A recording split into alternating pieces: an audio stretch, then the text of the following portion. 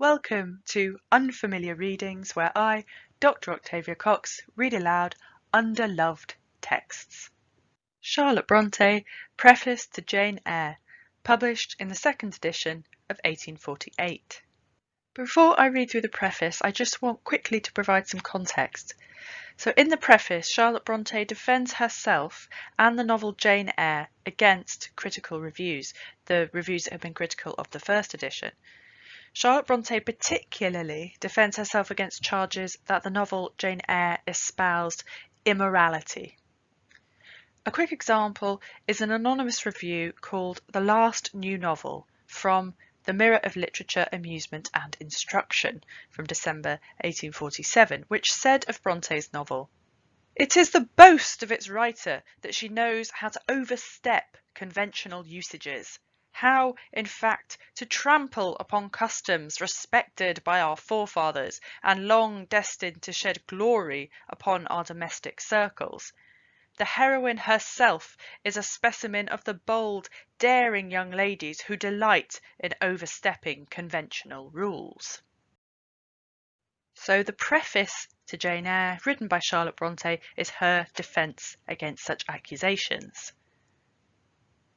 A preface to the first edition of Jane Eyre being unnecessary, I gave none.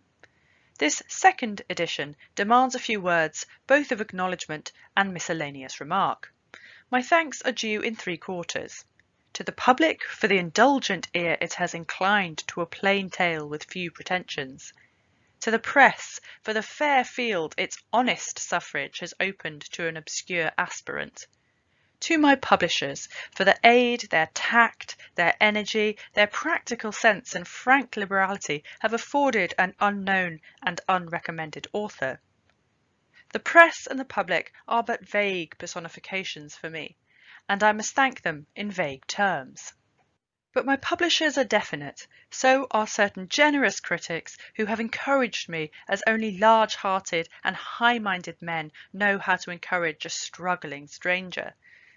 To them, i.e. to my publishers and the select reviewers, I say cordially, gentlemen, I thank you from my heart.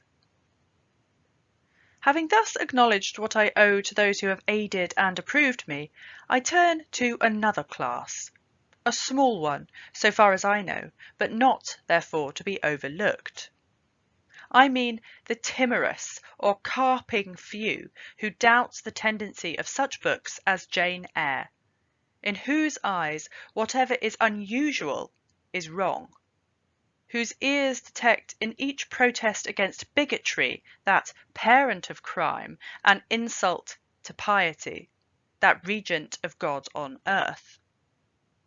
I would suggest to such doubters certain obvious distinctions. I would remind them of certain simple truths. Conventionality is not morality. Self-righteousness is not religion. To attack the first is not to assail the last. To pluck the mask from the face of the Pharisee is not to lift an impious hand to the crown of thorns. These things and deeds are diametrically opposed. They are as distinct as is vice from virtue.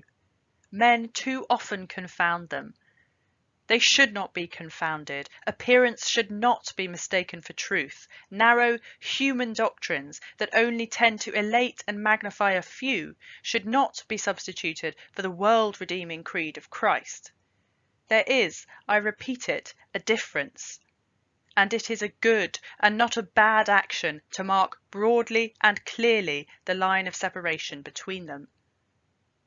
The world may not like to see these ideas dissevered, for it has been accustomed to blend them, finding it convenient to make external show pass for sterling worth, to let whitewashed walls vouch for clean shrines.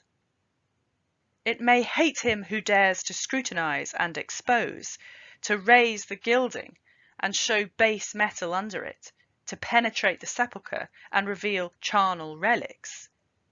But, hate as it will, it is indebted to him. Signed, Currer Bell, December 21st, 1847. Preface to Jane Eyre by Charlotte Bronte, published in the second edition of 1848.